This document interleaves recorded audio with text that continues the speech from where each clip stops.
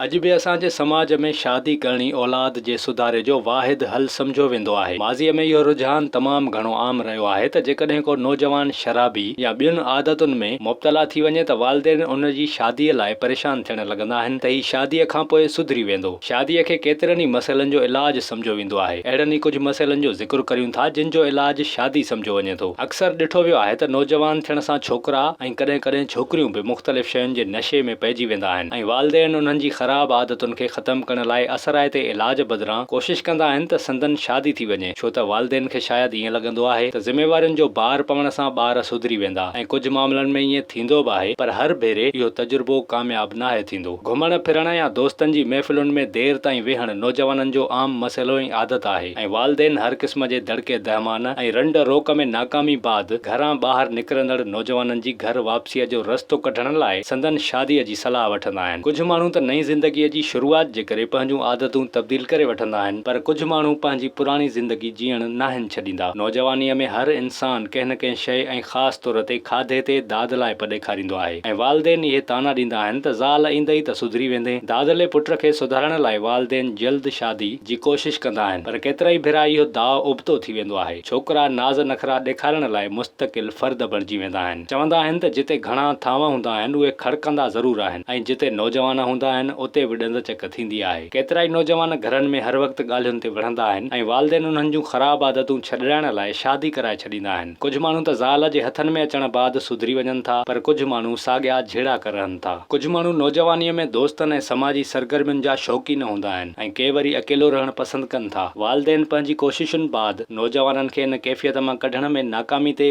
शादीअ खे आज़माइण जी कोशिश कंदा आहिनि ऐं नौजवान जीवन साथी सां गॾिजी नओं सफ़र शुरू कंदा आहिनि। के उदासीअ मां निकिरी वेंदा आहिनि त के वरी ज़ाल खे बि परेशान करे छॾींदा आहिनि। पाकिस्तान में बेरोज़गारी गंभीर मसइलो आहे ऐं अहिड़नि नौजवाननि जी बि खोट नाहे जेके वॾियुनि ख़्वाहिशुनि जे करे नौकरी करण खां लवाईंदा आहिनि ऐं वालिदैन खे ईअं लॻंदो आहे त जेकॾहिं हिन जी शादी कराए छॾियूं त शायदि असांजो ॿारु ज़िम्मेवारियुनि जे करे नौकरी करणु शुरू करे। पर वालिदैन इहो नाहिनि सोचींदा त जेको अकेलो पंहिंजूं ज़िम्मेवारियूं नथो संभाले सघे उहो कीअं ॿिए जी ज़िम्मेवारी संभालींदो। इहा त आप न पाले पाले ॾूं वारी ॻाल्हि थी वई। ॾिठो बि इहो ई वियो आहे त शादी खां अॻु नौकरी खां भॼंदड़ नौजवान शादीअ खां पोइ बि साॻिया रहंदा आहिनि ऐं कमु करण जी तकलीफ़ नाहिनि कंदा। अहिड़ी रीति वालिदैन खे पुट सां गॾु नुंहुं ऐं उन्हनि जी औलाद जो ख़र्च बि खणणो पवंदो आहे। ही उहे मसइला आहिनि जिन जो हल शादीअ खे सम्झो वेंदो आहे, पर वालिदैन खे इहो ज़रूरु सोचणु घुर्जे तव्हांजे पुट या धीअ जी ख़राब आदतुनि लाइ कंहिं ॿिए जी ज़िंदगी खे दाअ ते लॻाइण बदिरां पंहिंजी औलाद जी तरबियत ते वधीक ध्यानु ॾिजे ऐं उन्हनि जी बुरियुनि आदतुनि खे ख़तमु करण बाद शादी जहिड़े अहम फ़ैसिले जी चूंड कजे त जीअं कंहिं ॿिए जी ज़िंदगी ते ख़राब असरु न पवे।